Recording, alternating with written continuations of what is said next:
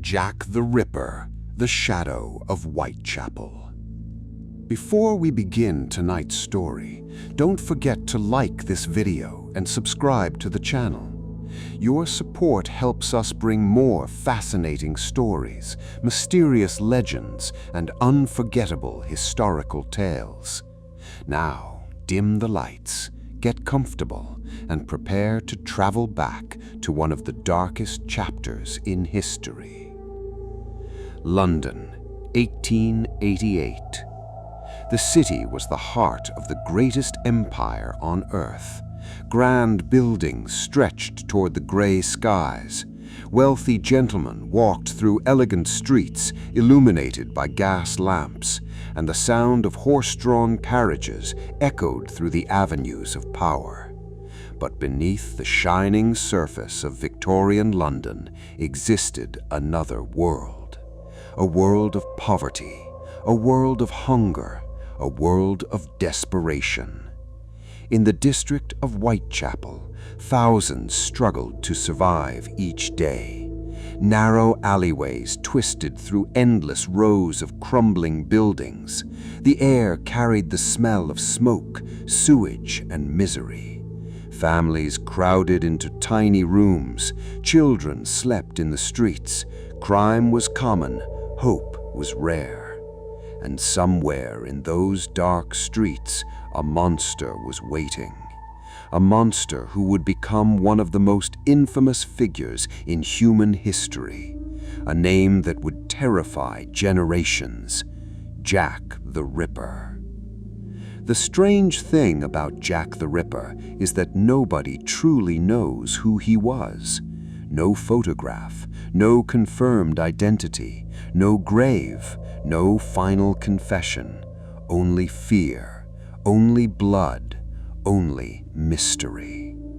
Unlike many criminals whose stories begin with childhood memories and family histories, the story of Jack the Ripper begins with a question mark. Who was he? Was he a doctor, a butcher, a sailor, a member of the royal family, a respected gentleman hiding a terrible secret, or simply an ordinary man who blended perfectly into the crowded streets of London? The truth disappeared into history, yet his shadow remains. To understand the terror that gripped London in 1888, we must first understand Whitechapel itself. The East End of London was one of the poorest places in the entire country.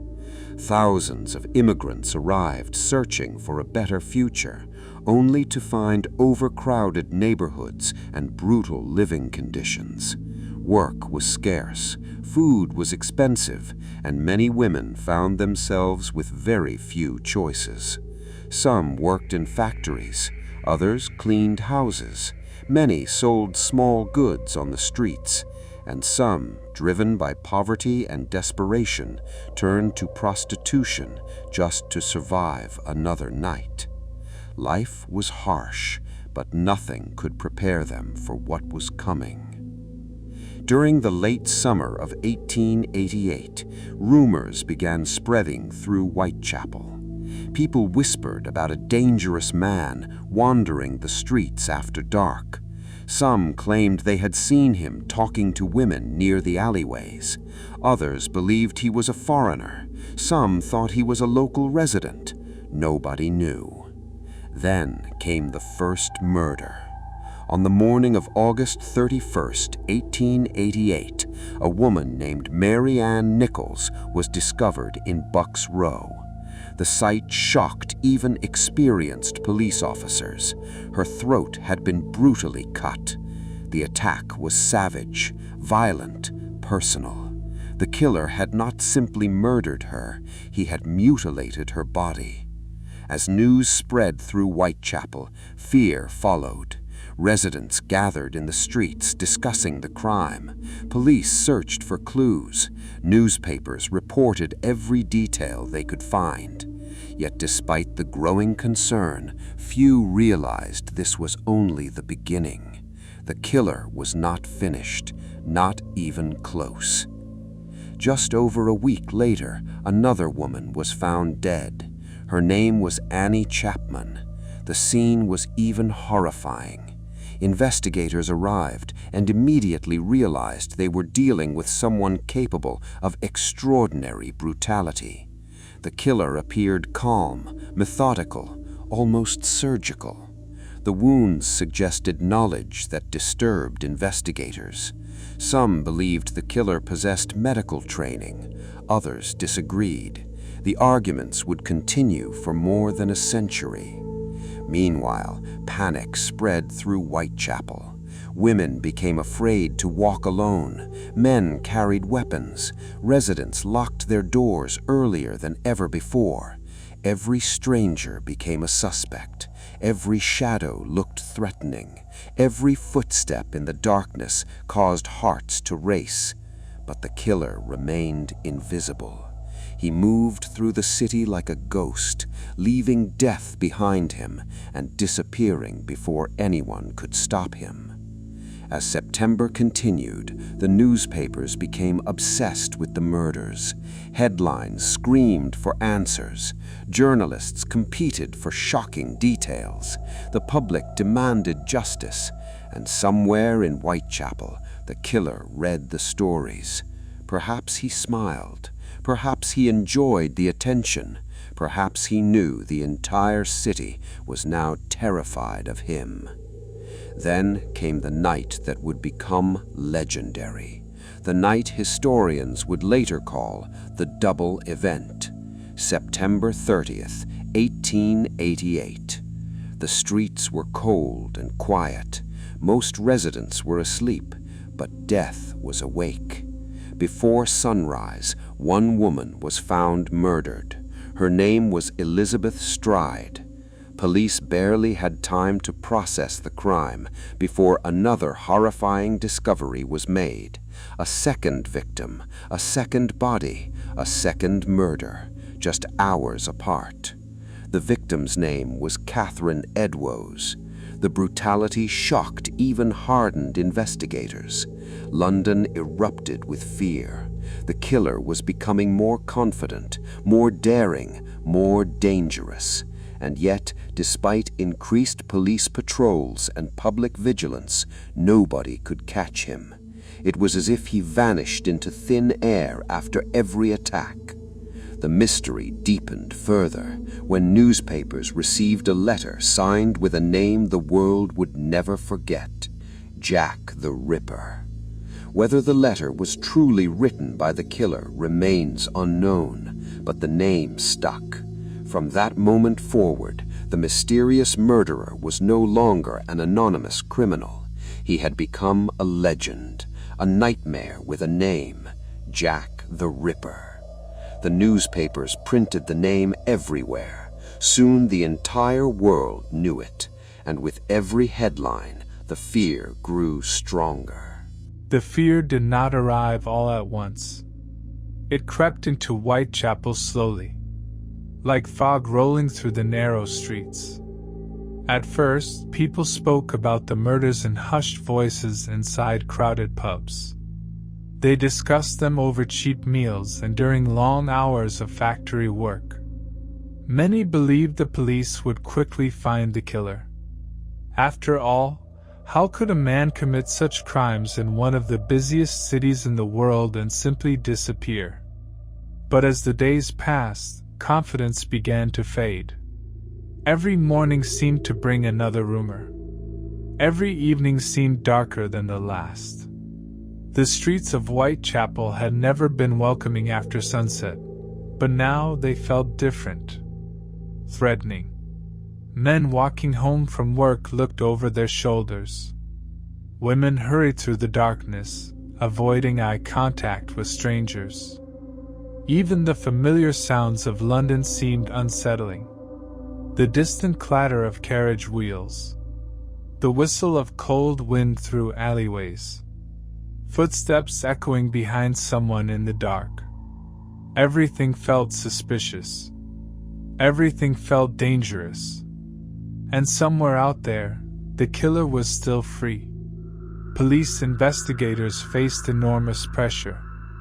Newspapers criticized them daily. Citizens demanded answers. Politicians wanted results. Yet the detectives were working in conditions that would seem impossible by modern standards. There were no security cameras, no DNA testing, no forensic databases, no computerized records. Most of the investigation depended on witness statements, physical observations, and instinct. Hundreds of officers searched the district. They interviewed residents, questioned laborers, visited taverns, followed countless leads. Most led nowhere. The killer seemed to vanish after every attack. It was as if he blended perfectly into the city around him. This terrified investigators. A criminal who leaves evidence can eventually be caught. A criminal who leaves almost nothing behind becomes something far more dangerous. A mystery. As September continued, Whitechapel became obsessed with one question. Who was Jack? The strange thing was that nobody even knew if Jack existed. The famous name had not yet become known across the world. At this point, residents simply imagined an unknown murderer moving through their neighborhood. Every person created a different image in their mind. Some pictured a wealthy gentleman hiding a dark secret. Others imagined a violent dock worker. Some believed the killer was educated. Others thought he was a common criminal. The uncertainty made everything worse. Fear grows strongest when people do not know what they are afraid of. One evening, a local shopkeeper claimed he had seen a suspicious man talking to a woman shortly before one of the murders. The description spread rapidly. Soon everyone was searching for a man matching that appearance. A few days later, another witness described someone completely different. Then another witness offered a third description. The public became confused. The police became frustrated. And the killer remained invisible. Newspapers sensed an opportunity. The murder sold papers. Each new edition featured larger headlines, bolder claims, darker theories. Writers competed to produce the most shocking stories. Some articles reported facts. Others relied on speculation. Soon the entire country was following the investigation. People in distant towns who had never visited London discussed Whitechapel at dinner tables. The murders had become a national obsession. For the residents living there, however, it was not entertainment. It was reality. A frightening reality. Children heard adults discussing the killings. Families worried whenever loved ones were late returning home. Many residents began avoiding certain streets altogether. Business owners complained that customers stayed away after dark. The atmosphere of fear touched nearly every aspect of daily life. Then came a development that changed everything. The police began receiving letters. Some appeared to come from ordinary citizens. Others claimed to come from the killer himself. Most were quickly dismissed as hoaxes. But a few attracted serious attention. One letter contained a chilling signature: Jack the Ripper. Whether the writer was truly the murderer remains one of history's unanswered questions. Yet the name spread rapidly through newspapers. Suddenly the unknown killer had an identity. Not a real one, but a legend. A name people could fear. A name people would never forget. Jack the Ripper. The moment the name appeared in print, the story became larger than the investigation itself. The killer was no longer simply a criminal. He had become a character in the public imagination. a dark figure lurking in the shadows of Victorian London. And that was exactly what made him so terrifying. Nobody knew where he came from. Nobody knew where he lived. Nobody knew what he looked like. For all anyone knew, he could be standing beside them in a crowded street. Watching. Listening. Waiting. As autumn settled over London, cold winds swept through Whitechapel. The days grew shorter. Darkness arrived earlier each evening. Gas lamps flickered along the streets, casting strange shadows against brick walls. Many residents later recalled that period as one of the most frightening times they had ever experienced. Not because they knew where the danger was, but because they didn't. Every stranger became suspicious. Every unexpected noise caused alarm. Every unexplained movement attracted attention. The city had begun hunting a ghost, and the ghost was winning. Meanwhile, the killer remained silent. No arrests. No confessions. No answers. Only questions. Questions that grew larger with each passing day.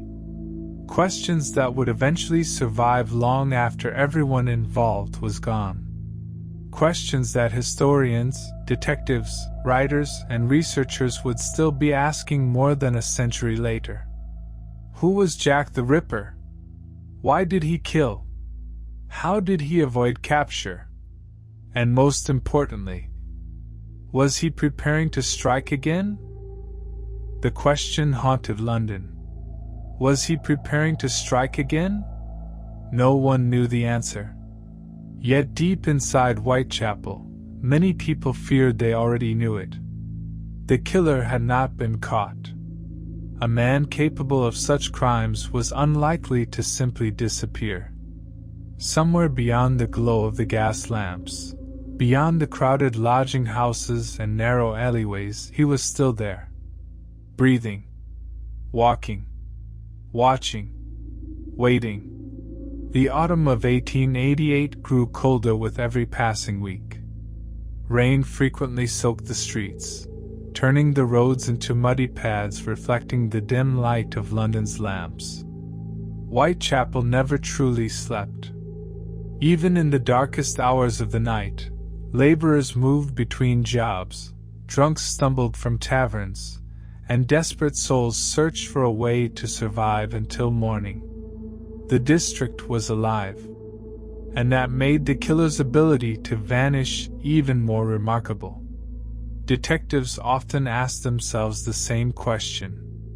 How could someone commit murder in one of the busiest parts of London and leave almost no trace? The answer disturbed them. Perhaps he belonged there. Perhaps he knew the streets better than anyone. Perhaps he understood Whitechapel like a hunter understands a forest. He seemed to know where people walked, where police patrolled, where darkness hid the deepest shadows.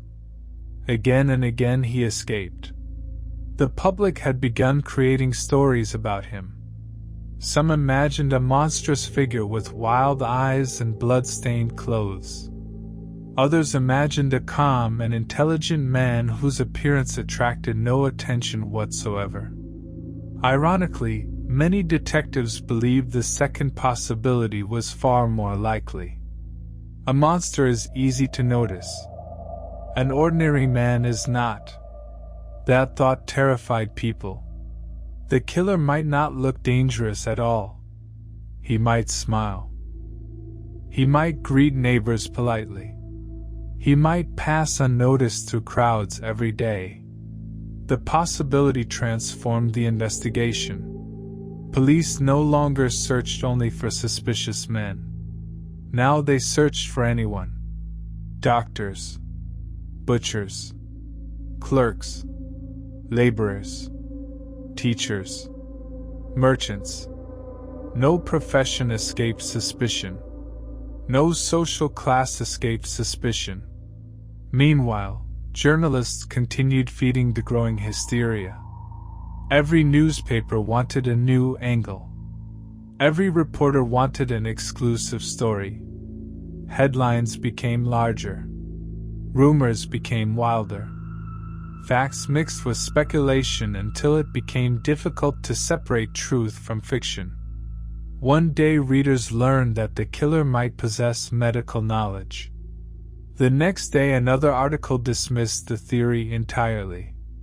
Then came stories suggesting secret organizations, foreign conspiracies, political plots, even supernatural explanations. The city was drowning in rumors. And somewhere within that confusion, the truth remained hidden. As weeks passed, another strange phenomenon emerged. People began reporting sightings everywhere. A suspicious man entering an alley. A stranger staring too long at someone. An unfamiliar face near a crime scene. The police investigated countless reports. Most proved useless. Fear had changed the way people saw the world. Ordinary events suddenly appeared sinister. Normal strangers suddenly seemed threatening. Panic has a way of creating ghosts. The investigators understood this. Yet they could not ignore any lead. What if one witness was telling the truth? What if one small detail could solve the case? So they chased every possibility. Day after day. Night after night. The pressure became overwhelming. Senior officers faced criticism from politicians. Detectives faced criticism from newspapers. The newspapers faced criticism from the public. Everyone wanted answers. No one could provide them. For the families of the victims, the frustration was even worse. While journalists argued over theories and readers followed sensational headlines, real people mourned real losses. Lives had been shattered. Families had been broken apart. And justice seemed nowhere in sight. The deeper investigators looked into Whitechapel, the more complicated the district became. Thousands of residents moved frequently between lodging houses. Many had no permanent address. Names were often recorded incorrectly. Witnesses contradicted one another. Memories changed over time. The case became a maze. Every path appeared promising at first. Almost every path ended in disappointment. Then came the letters. More and more letters. Hundreds of them. Some claimed responsibility for the murders. Others offered clues. Many were obvious hoaxes. People across Britain had become fascinated by the mystery. Some wanted attention. Others wanted money. Some simply wanted to feel connected to the most famous investigation in the country. The police were forced to examine countless messages. Most wasted valuable time. Yet the possibility remained that one of them might be genuine. That one of them might have been written by the killer himself. Imagine the scene. A detective sits beneath the light of an oil lamp. Stacks of letters cover his desk. Rain taps against the window. Outside, London disappears beneath darkness. He opens another envelope. Another claim. Another accusation. Another supposed confession. And still no certainty. No proof. No answer. The killer seemed to enjoy existing beyond reach. Months earlier he had been unknown. Now he dominated newspaper headlines across the world. His crimes had transformed him into a dark celebrity. A figure both feared and endlessly discussed. Exactly the kind of attention some criminals crave. Yet investigators remained determined. Some believed the killer would eventually make a mistake. No one is perfect forever. No criminal escapes indefinitely. Sooner or later, they reasoned, he would leave behind something useful. A witness. A clue. A trace. Anything. But as the weeks rolled on, something unexpected began happening. The murders appeared to stop. At first, nobody noticed. A few days without another attack meant little. Then a few weeks passed. Then more. The silence grew impossible to ignore. Whitechapel remained nervous. Residents remained cautious. Police remained alert. But the killer did not return. Or at least, not in a way anyone could prove. The sudden absence puzzled everyone. A murderer who had seemed unstoppable had vanished. Why? Had he fled London? Had he died? Had he been imprisoned for an unrelated crime? Had illness overtaken him? Or had he simply decided to stop? No one knew. And that uncertainty would become one of the greatest mysteries in criminal history. For detectives, the lack of answers was almost worse than the murders themselves. A solved case has an ending. This case had none. Only a trail that disappeared into darkness. Only a shadow that seemed to dissolve into the fog of Victorian London. And as winter approached, many investigators began to realize a frightening possibility. Perhaps they were no longer hunting a man. Perhaps they were hunting a legend. A legend that would survive long after every witness, every detective, and every suspect had vanished into history. The legend was growing. But the truth was disappearing. That was the strange reality facing the investigators of Whitechapel. With every newspaper headline, Jack the Ripper became more famous. With every passing day, the real man behind the name seemed to fade further into the shadows. And then something happened that made the entire situation even more terrifying. People began to realize they might never know who he was. The possibility settled over London like a heavy fog. A killer had walked among them. A killer had terrified an entire city. A killer had humiliated one of the largest police forces in the world. And he might escape forever. For many detectives, that possibility was unbearable. Some refused to accept it. They continued searching relentlessly. They reopened old witness statements, re-examined reports, tracked former suspects, reviewed forgotten details. Every small clue became important. Every contradiction became significant. Some officers became obsessed. The case followed them home. It invaded their thoughts. They lay awake at night replaying evidence in their minds, certain that they had overlooked something, certain that the answer was hidden somewhere in the thousands of pages of notes. But the answer never appeared. Instead, new mysteries emerged.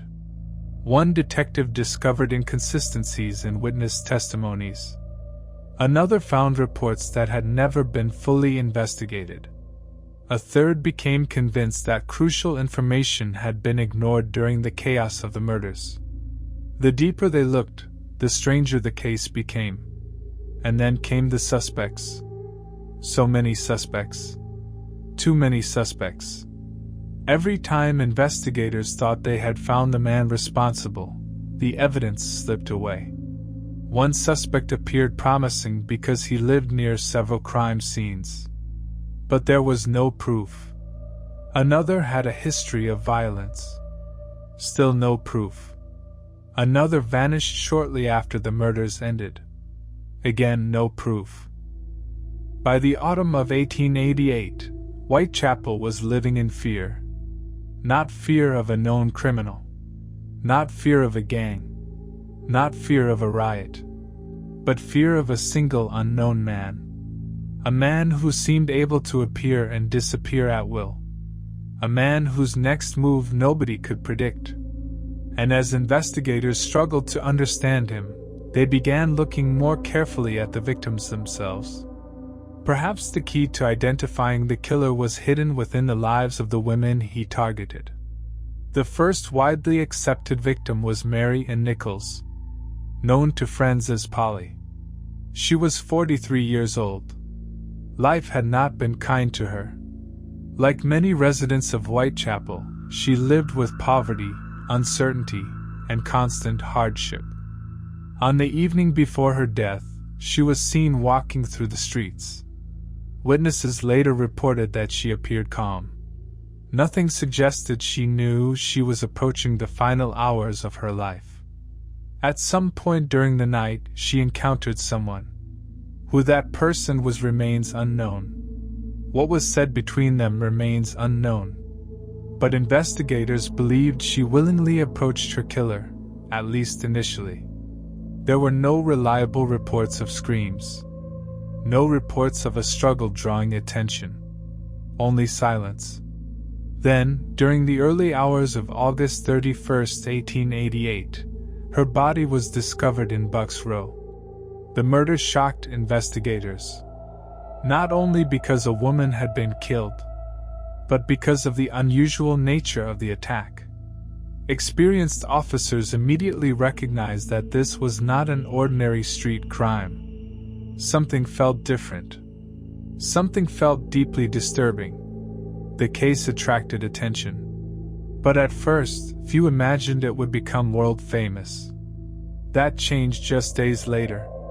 The second victim was Annie Chapman. She was 47 years old.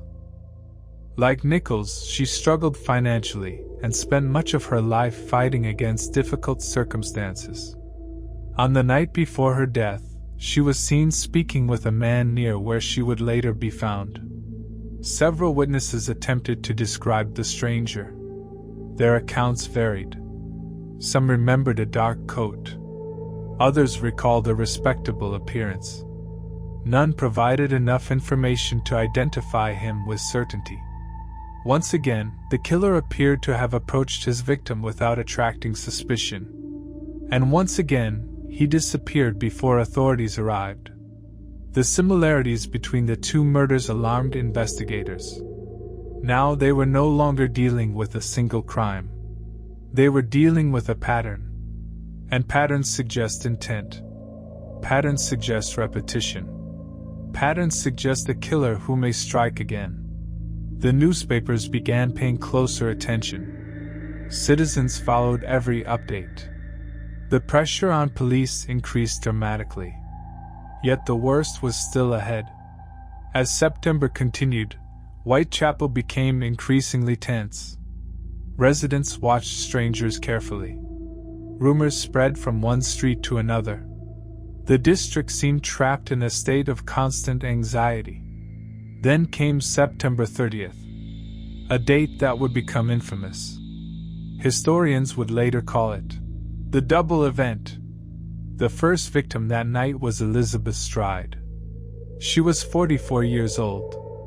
Witnesses reported seeing her with a man shortly before her death. One witness even claimed to have observed a brief interaction that appeared completely ordinary. Nothing about the encounter suggested danger. Nothing suggested murder. That detail would haunt investigators, because it reinforced a frightening possibility. The killer may have looked completely normal. Someone approachable. Someone harmless. Someone who could gain trust in a matter of moments. Yet Elizabeth Stride's case introduced a mystery. Some investigators later wondered whether the killer had been interrupted. The circumstances seemed different from previous attacks. Perhaps someone approached unexpectedly. Perhaps the murderer heard footsteps. Perhaps he fled before carrying out whatever intentions he originally had. The answer remains uncertain. What is certain is what happened next. Less than an hour later, another victim was discovered. Catherine Eddowes, 46 years old. Once again, investigators found themselves examining another murder scene on the same night. The realization stunned police. One murder could be coincidence. Two murders within such a short period suggested something else entirely. Confidence. Boldness. A killer growing more dangerous. The newspapers exploded with coverage. Headlines dominated front pages. Readers across Britain followed every development. The unknown murderer was becoming one of the most feared figures in the country. And yet nobody knew his name. At least not yet. As detectives compared witness accounts from all four victims, certain themes appeared repeatedly. The attacks generally occurred during late night or early morning hours. The locations were familiar to local residents. The killer seemed comfortable moving through Whitechapel. He rarely left useful evidence. And most importantly, he consistently escaped. That ability fascinated investigators. How was he doing it? Luck? Planning? Knowledge of the area? Or all three? The questions multiplied. The answers remained elusive. Then came the final victim commonly included among the so-called canonical five, Mary Jane Kelly. Unlike the others, she was younger. Many accounts describe her as being in her mid-20s. She lived in a small room in Miller's Court. Unlike previous murders that occurred outdoors, hers took place indoors. That distinction immediately attracted attention. The killer had entered a private room, or been invited inside. Either possibility suggested a level of confidence that deeply concerned investigators. On the evening before her death, witnesses reported seeing her alive and apparently in good spirits. Nothing indicated the tragedy that would follow. Then, during the morning of November 9, 1888, news spread rapidly through Whitechapel. Another victim had been found. The murder shocked even seasoned investigators. Many later described it as the most disturbing scene associated with the case. Police quickly secured the area. Journalists rushed to gather information. Residents crowded nearby streets hoping to learn details. Fear swept through Whitechapel once more. And then, something strange happened. The murder stopped. No dramatic arrest. No public confession. No final confrontation. Just silence. Days passed. Weeks passed. Months passed. The killer who had terrified London appeared to vanish, as suddenly as he had emerged. But for many investigators, the silence created an even greater mystery. Why stop? What changed? Had the killer died? Had he left the city? Had he been arrested for another offense? Or had he simply chosen to disappear? Nobody knew. And it was at this moment that the investigation entered its most mysterious chapter. Because while the murders may have ended, the hunt for Jack the Ripper was only beginning. The murders had shaken Whitechapel. But what happened next transformed a local investigation into a global mystery. Inside newspaper offices across London, reporters were working day and night. Every rumor became a headline. Every witness became a source. Every new detail became front-page news. Then, during the chaos, a letter arrived. At first it appeared to be just another message among hundreds being sent to police and journalists. Nobody knew that this particular letter would change history. The writer claimed knowledge of the murders. The language was confident, mocking, almost playful, as if the author enjoyed watching investigators struggle. Some readers believed it was the killer himself. Others dismissed it as a hoax created by someone seeking attention. Yet one detail captured everyone's imagination. At the bottom of the letter appeared a signature. A name. A name that had never before appeared in connection with the murders. Jack the Ripper. Within days, newspapers across Britain were printing those words. Jack the Ripper. The name spread faster than the investigation itself. People whispered it in pubs, discussed it in factories, repeated it in homes. The unknown murderer finally had an identity. Not a real identity, but a legend. And legends are often more powerful than facts. As the years passed, the investigation slowly transformed. The murders themselves were now in the past. The streets of Whitechapel continued to change.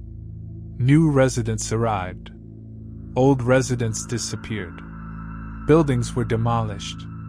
Businesses opened and closed. Life moved forward. But the mystery refused to stay behind. Inside police archives, thick files remained untouched for long periods. Then, every so often, someone would open them again. A detective, a journalist, a historian, each believing they might finally uncover the truth. One of the first names to attract serious attention was a man whose life seemed troubled long before the murders entered public memory. He lived in London's East End, not far from the areas connected to the crimes. Some investigators believed his mental condition had deteriorated during the period of the murders. Others pointed to witness statements collected years earlier. Still others believed there simply wasn't enough evidence. The problem was always the same. Suspicion was easy. Proof was impossible. Again and again, investigators encountered that wall. A suspect might appear convincing. Then one missing fact would destroy the entire theory. Or a promising lead would emerge, only to collapse under closer examination. The mystery seemed determined to protect itself. Then another suspect entered the discussion. Unlike previous candidates, this man came from a far more respectable background. Educated. Professional. The sort of individual many Victorians would never imagine committing such crimes. Yet certain circumstances attracted attention. His movements during the relevant period raised questions. His later fate raised even more. Some researchers became convinced they had found their answer. Books were written. Arguments were made. Evidence was presented. For a brief moment, it appeared the mystery might finally end. Then critics examined the theory. Problems appeared. Contradictions emerged. Important questions remained unanswered. Once again, certainty slipped away. Years became decades. Decades became generations. And still no definitive answer emerged. Meanwhile, something strange was happening.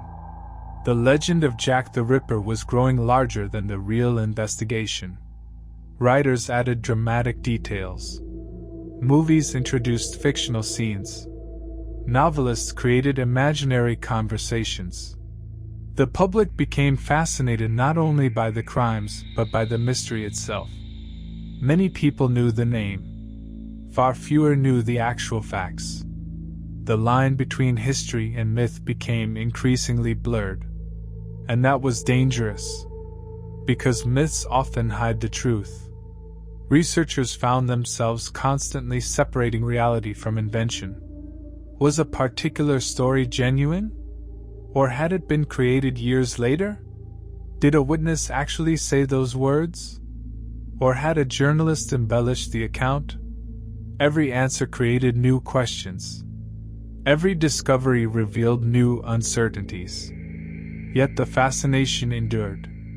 Perhaps because humans are naturally drawn toward mysteries. Especially unsolved ones. Especially dark ones. Then, during the 20th century, a remarkable idea began gaining attention. What if the killer had never been suspected at all? What if every famous suspect was wrong? What if the real Jack the Ripper had lived an ordinary life afterward? Imagine that possibility. Imagine a man returning home after the murders, continuing his routine, working, eating, talking with neighbors, growing older, perhaps marrying, perhaps raising a family, all while carrying one of history's darkest secrets. The thought disturbed many researchers, because it was entirely possible. History contains countless examples of criminals who escaped detection for years. Some escaped forever.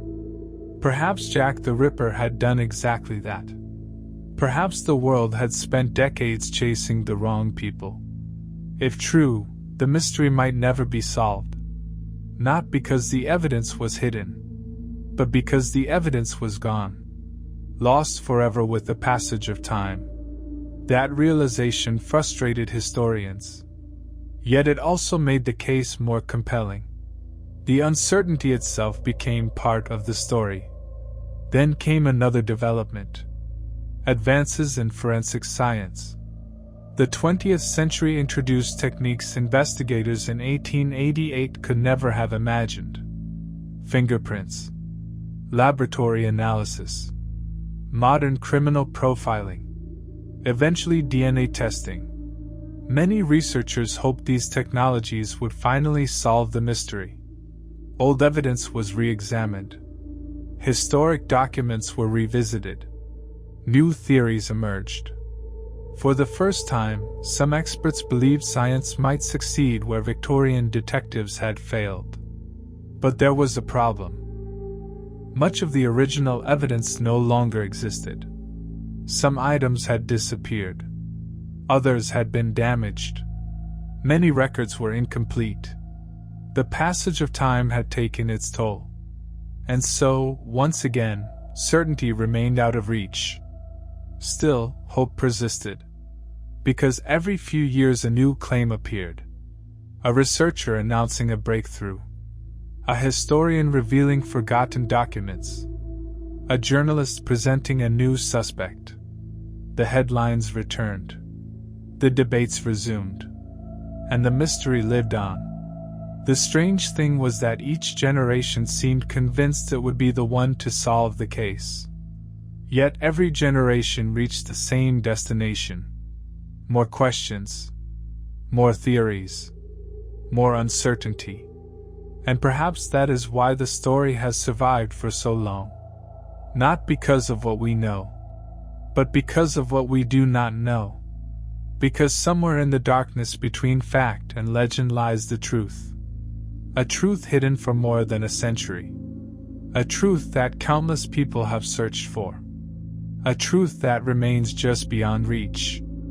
And as researchers continued digging through old archives, forgotten police reports, and fading witness statements, they began uncovering details that raised an even more disturbing possibility.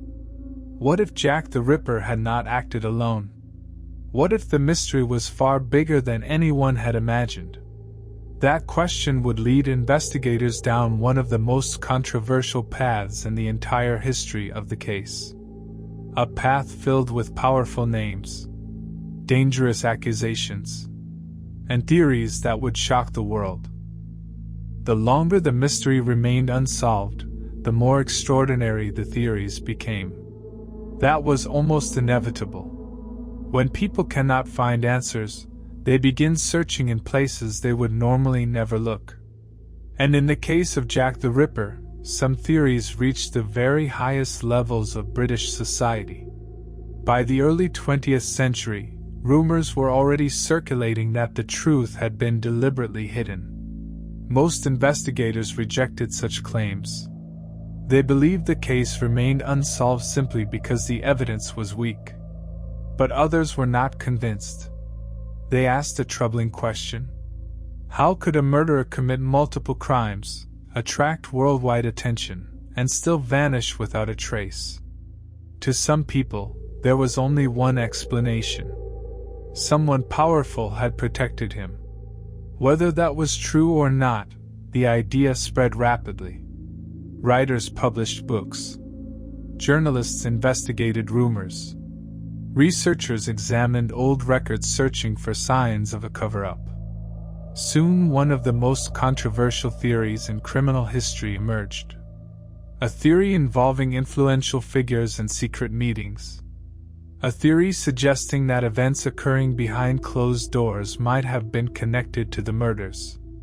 There was never conclusive evidence supporting these claims. Yet the theory refused to disappear. Because it offered something many people desperately wanted. An explanation. And explanations are powerful, even when they are uncertain. Meanwhile, other researchers focused on a completely different possibility. Perhaps the killer was not protected. Perhaps he was simply lucky. After all, Victorian London was enormous.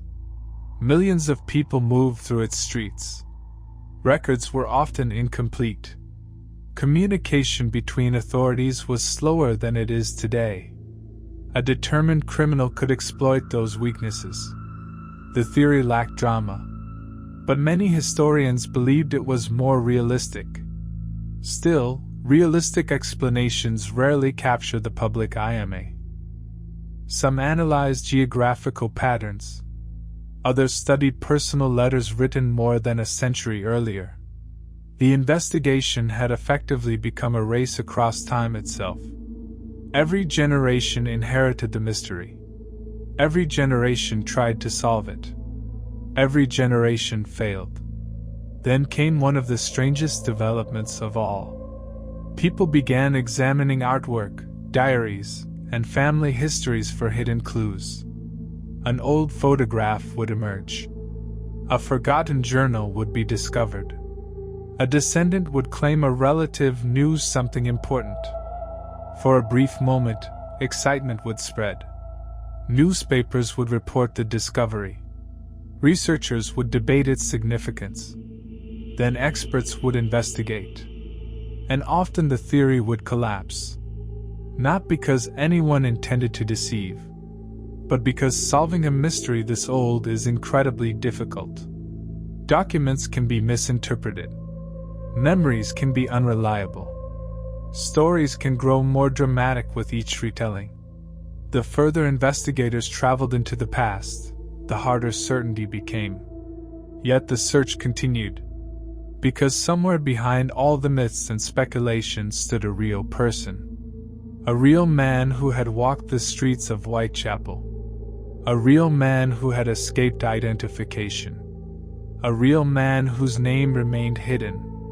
That simple fact continued to fascinate historians. Imagine being the investigator who finally solved the mystery. Imagine discovering a forgotten document, a hidden confession, an overlooked piece of evidence. Something capable of ending more than a century of debate. The possibility seemed almost irresistible, and so the search never stopped. Then, late in the 20th century, another major question emerged. Perhaps researchers had been approaching the case incorrectly from the beginning. Perhaps the most important question was not, "Who was Jack the Ripper?" Perhaps the most important question was, "Why did he stop?" That question haunted many experts. Because serial killers rarely vanish without explanation. Something usually changes. An arrest. An illness. A move to another location. A death. Some event interrupts the pattern. Yet in this case, the answer remained uncertain. No one knew what had happened after the final accepted murder. The killer seemed to disappear into history itself, as if he had stepped into the London fog and never emerged again. That image became one of the defining symbols of the case. A shadow walking into darkness, leaving behind questions that would outlive entire generations. And while historians continued debating suspects, another group of researchers began focusing on something even more intriguing: the psychology of the killer. What kind of person could commit such crimes? What motivated him? What was happening inside his mind? The answers were far from simple. Some experts believed he was driven by deep personal anger. Others suggested a desire for control.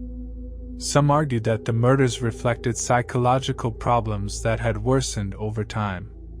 No theory could be proven, yet each offered a glimpse into the possible mind of the man behind the legend. A man who had become one of the most famous unidentified criminals in history. And as the 20th century came to an end, a new weapon entered the investigation: modern science. For the first time, researchers believed technology might accomplish what detectives had failed to do in 1888. The mystery was about to enter a new era.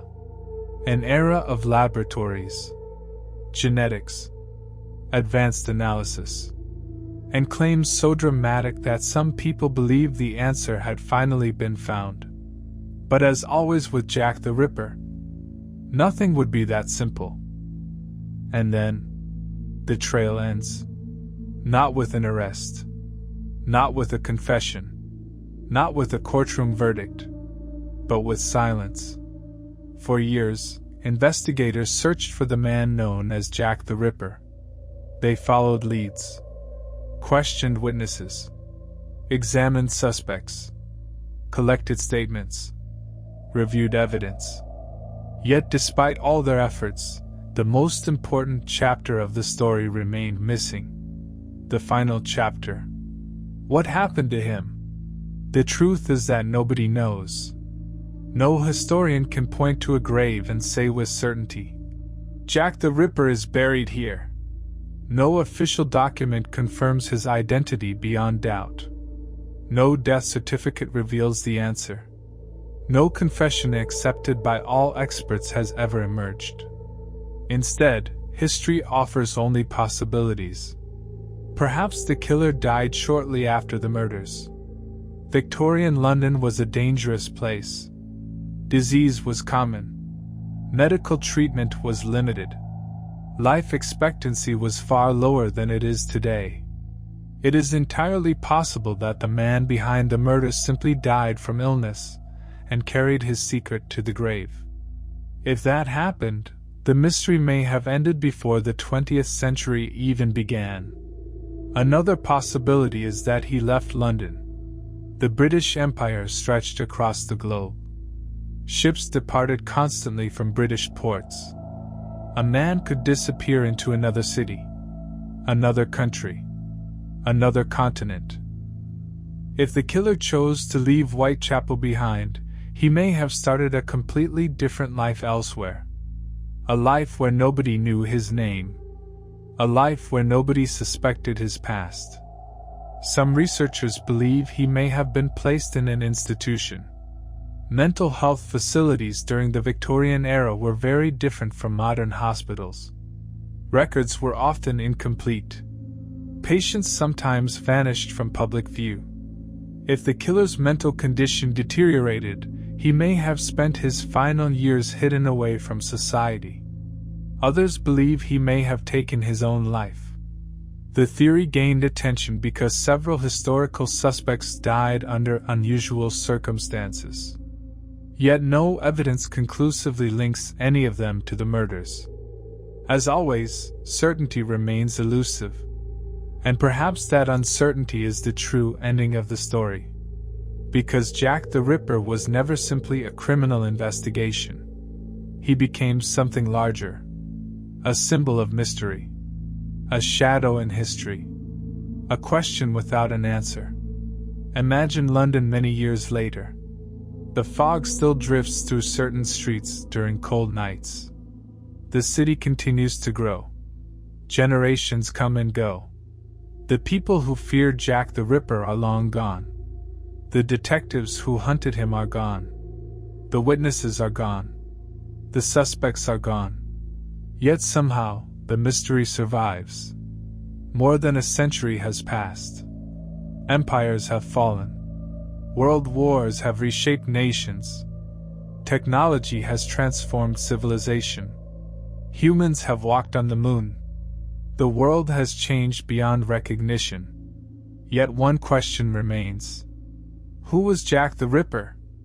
Perhaps the answer still exists somewhere, hidden inside a forgotten archive, buried within an overlooked document, waiting inside a dusty box that nobody has opened for decades. Or perhaps the truth disappeared forever, lost with the man himself. A secret carried into death. A secret never shared. A secret buried beneath the weight of time. And if that is the case, then Jack the Ripper achieved something few criminals ever achieve. He escaped history. Not physically, but completely. The world remembers his crimes. The world remembers his name. Yet the man himself remains invisible, faceless, unknown, a ghost hiding in the pages of the past. Perhaps that is why his story continues to fascinate millions. Not because we know the ending, but because we don't. Every mystery promises an answer. Jack the Ripper never did. And maybe it never will. What began in the dark streets of Whitechapel in 1888 became one of the greatest unsolved mysteries in human history. A mystery that continues to inspire books, documentaries, investigations, and endless debate. A mystery that refuses to die. And now, after more than a century, the fog still lingers. The questions still remain. And somewhere within the darkness of history, the final secret of Jack the Ripper waits. Perhaps forever. The end. Thank you for listening to this story. If you enjoyed this journey into one of history's most famous unsolved mysteries, don't forget to like the video, subscribe to the channel, and turn on notifications so you never miss future stories. What do you think happened to Jack the Ripper? Did he die shortly after the murders? Did he escape and live the rest of his life unnoticed? Or is there a suspect you believe was the real killer? Let us know in the comments below. Until next time, sleep well, and remember, some mysteries are never solved.